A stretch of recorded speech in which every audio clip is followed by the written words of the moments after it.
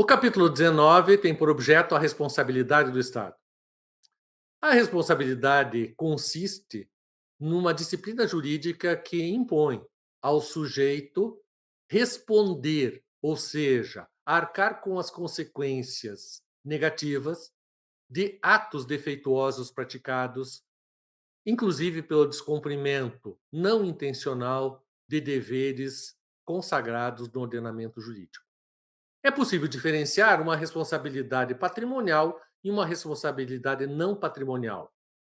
A responsabilidade patrimonial consistindo no dever de desembolsar um montante econômico em favor de um sujeito lesado, e a responsabilidade não patrimonial como sendo o dever de arcar com consequências negativas decorrentes da prática de atos reprováveis.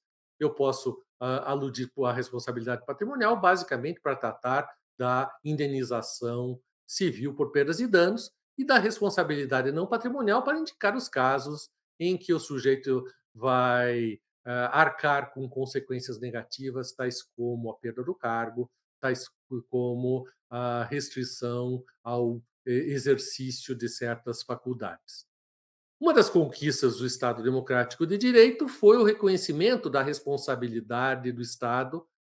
O Estado democrático de direito compreende a submissão dos órgãos estatais à ordem jurídica, inclusive com o reconhecimento da viabilidade da configuração de prática de ilícitos por parte do Estado e a sua submissão a um regime jurídico de responsabilidade que no Brasil é até mais sério e mais grave do que aquele previsto no tocante à responsabilidade patrimonial dos sujeitos privados. A responsabilidade civil do Estado acaba sendo um dos temas centrais que envolvem o dever do Estado indenizar perdas e danos por aqueles que foram lesados por sua atuação. Há uma responsabilidade civil objetivada quando se trata do Estado. Tal está previsto no artigo 37, parágrafo 6º da Constituição, que é interpretado na acepção de que o Estado, quando atua diretamente ou por meio de concessões de serviço público, concessionárias de serviço público, sujeita-se à responsabilização civil, independentemente da comprovação de um elemento subjetivo reprovável.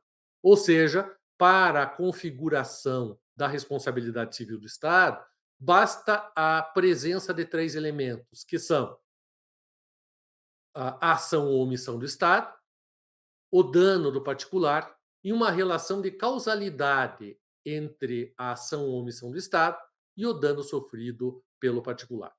A relação de causalidade acaba sendo uma questão de extrema relevância, eis que a ocorrência de algum evento que rompa essa relação de causalidade é apta a excluir a responsabilidade civil do Estado, a eliminar o dever do Estado indenizar perdas e danos.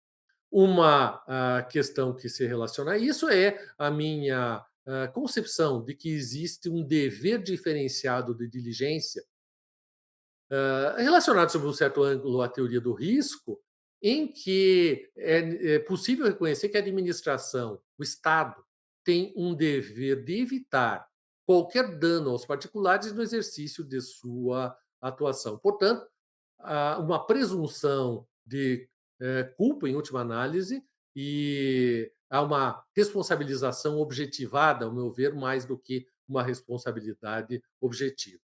Um outro tema que é extremamente relevante é a responsabilidade civil do Estado por omissão. Essa é uma questão bastante problemática, eis que, em muitos casos, o dano sofrido pelo particular poderia ter sido evitado se a administração tivesse atuado de um modo ativo, adotando certas precauções, adotando certas condutas que teriam eliminado o cabimento, a ocorrência do evento danoso.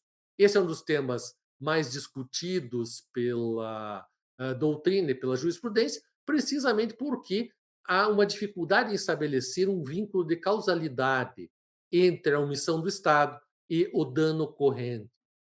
Se porventura não for possível estabelecer um vínculo de causalidade lógica entre a omissão e o dano, não se configura a responsabilidade civil do Estado por omissão.